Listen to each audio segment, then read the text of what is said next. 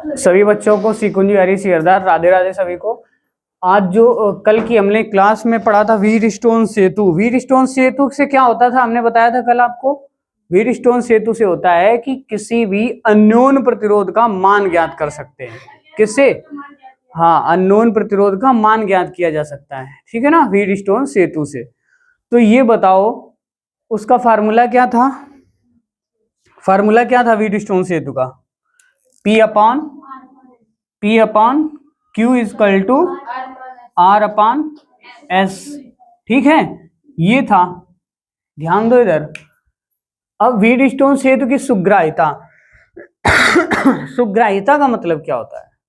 सुग्राह्यता का मतलब होता है सेंसिटिविटी। सेंसिटिविटी का मतलब क्या होता है जानते हो? नहीं जानते हो? दो दोस्त जा रहे थे एक गली से, ध्यान से सुनना। तो दो दोस्त जा रहे थे एक गली से, तो एक दोस्त पीछे रह गया, एक दोस्त आगे निकल गया। भाई चलते चलते आगे पीछे हो गए। तो इसके बाद में जब वो पीछे वाला दोस्त आया आगे वाले के पास, तो बोला, आगे वाले दोस्त ने पीछे वाले दोस्त से बोला, ए भाई तुम पीछे क्यों रह गए? तो बोले, इस वजह से हम पीछे रह गए क्योंकि हमारे चाहने वाली ने एक फूल फेंक के मार दिया हमको, तो उसका मुंह जो है छिल गया। मुंह, हाँ, फूल से मुंह छिल गया। तो दूसरा बोल रहा है, क्यों भाई तुम्हारा मुंह इतनी जल्दी छिल गया? मतलब इतने तुम सेंसिटिव हो, मतलब इतने सुग्राही हो। ध्यान समझना इसको। सुग्राही का मतलब कि क्या होता है? कोमल। आगे बात समझे, तुम इतने सुग्राही हो। तो उसने बोला, नहीं भैया इतने सुग्राही हम नहीं है, दरअसल वो फूल के साथ गमला भी था। तो ये होती है सुग्राह्यता, मतलब एक वो इसकी सेंसिटिविटी, ठीक है। जैसे किसी को धूप में खड़ा कर दो तो उसको चक्कर आ जाए, गिर पड़े।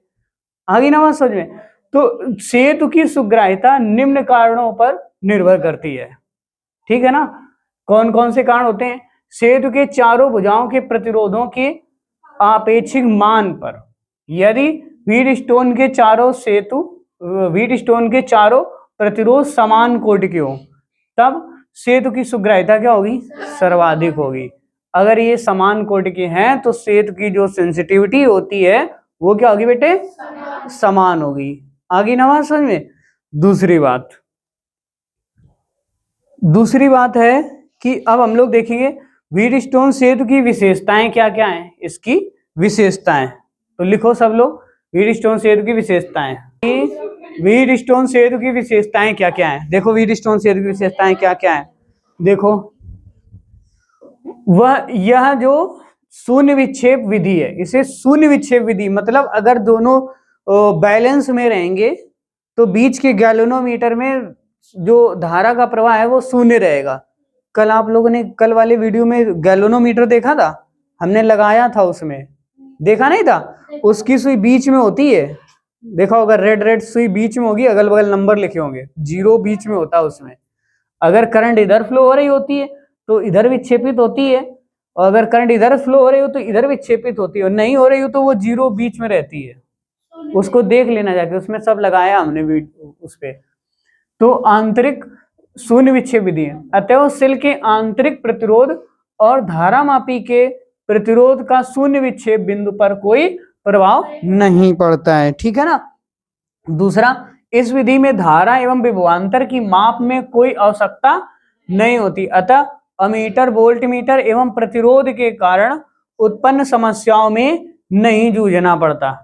इसमें अमीटर, वोल्टमीटर जो है लेके आओ, बार बार उसमें लगाओ, फिर जो है उसका मान निकालो, इससे इस विधि में ऐसा कुछ नहीं करना होता है, ठीक है। केवल गैल्वेनोमीटर एक बीच में लगा होता है। गैल्वेनोमीटर कहाँ पर लगा होता है? उस चतुर्भुज के एक विकर्ण में लगा होता है, ठीक है। फिर P एवं Q के अनुपात में वृद्धि कर अज्ञात प्रतिरोध के उच्चतर शुद्धता पूर्वक मापा जा सकता है। P और Q के अनुपात में वृद्धि कर अज्ञात प्रतिरोध को उच्चतम मतलब अच्छे से, मतलब कम से कम त्रुटियों के साथ में, ठीक है, शुद्धता पूर्वक उसको मेजर किया जा सकता है, मापा जा सकता है। अब इसका देख लो, एक छोटा सा न्यूमेरिकल देख लो इसमें, ठीक है। लिखो जरा, साफ कर दें इसको। लिखो, इधर देखो। अच्छा एक काम करो बेटा, लिखो मत, इधर देखो तुम लोग ध्यान से देखो। एक एक ये प्रतिरोध है और एक ये प्रतिरोध है, एक ये प्रतिरोध है और एक ये प्रतिरोध है।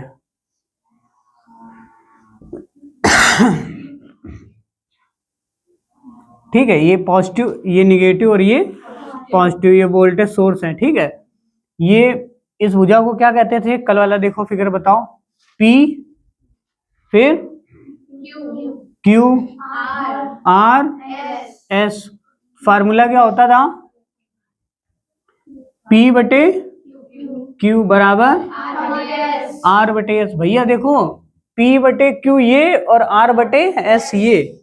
अब देखो, अब देखना जरा, अगर इसका मान हम लोग ये गैल्वेनोमीटर यहाँ पे लगा देते हैं, क्या लगा देते हैं? Galvanometer G। ठीक है,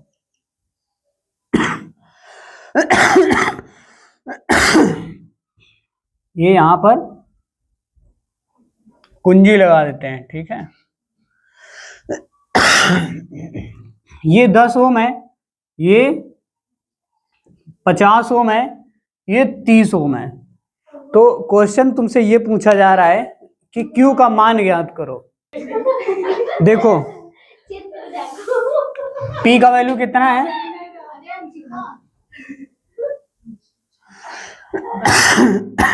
देखो ये ओम में है, P का मान कितना है? 10 बटे Q, तुम फाइंड करना है। 50, ये कितना है? खत्म है ना। अब देखो ये इधर ले जाओ, ये इसके बटे में ले आओ। 10 बटे 5 इंटू कितना हो जाएगा? 3 बराबर क्या हो जाएगा? Q। तो Q बराबर कितना आया? 6 ओम। आगे बात समझ में? कर लोगे? इस तरीके से होते हैं। देखो इसमें क्या है, किरचॉफ का प्रथम नियम लगा के इसमें I का मान ज्ञात करना है। ठीक है ना। कैसे निकालोगे? बिंदु की ओर आने वाली धारा और बिंदु की ओर से जाने वाली धारा, है ना। देखो ये एक स्ट्रेट लाइन है ये, अब देखो इसको एक एक मान लेना। ठीक है, सीधे लगाओ आने वाली धारा प्लस जाने वाली धारा, आने वाली धारा बराबर जाने वाली धारा, ऐसे कर दो। ठीक है, करो जरा। देखो किरचॉफ का प्रथम नियम लगाना, इसमें आने वाली धारा कैसे लगाओगे इसको? आने वाली धारा बराबर जाने वाली धारा।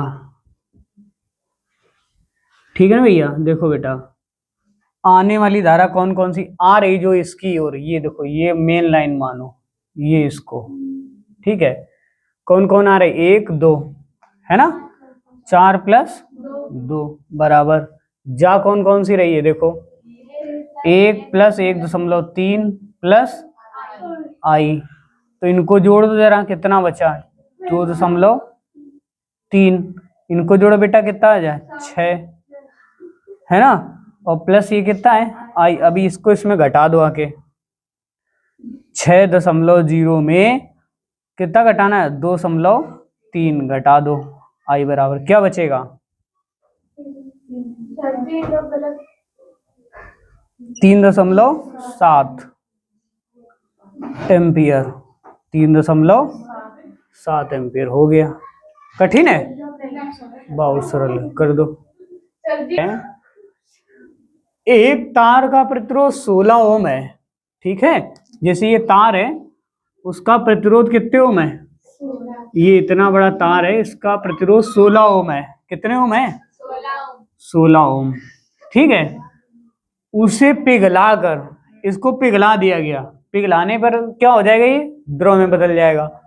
ठीक है, लंबाई की तार का आधी लंबाई की तार। अब देखो इसको क्या कर दिया गया, लंबाई इसकी कर दी गई कितनी, आधी कर दी गई।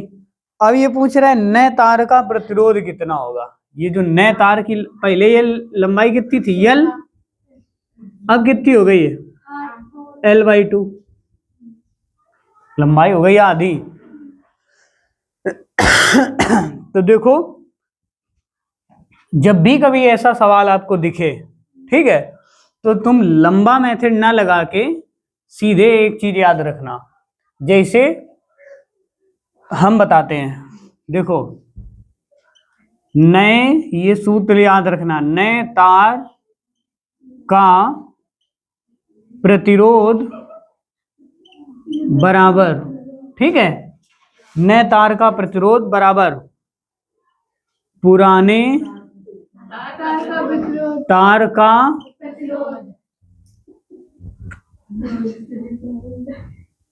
प्रतिरोध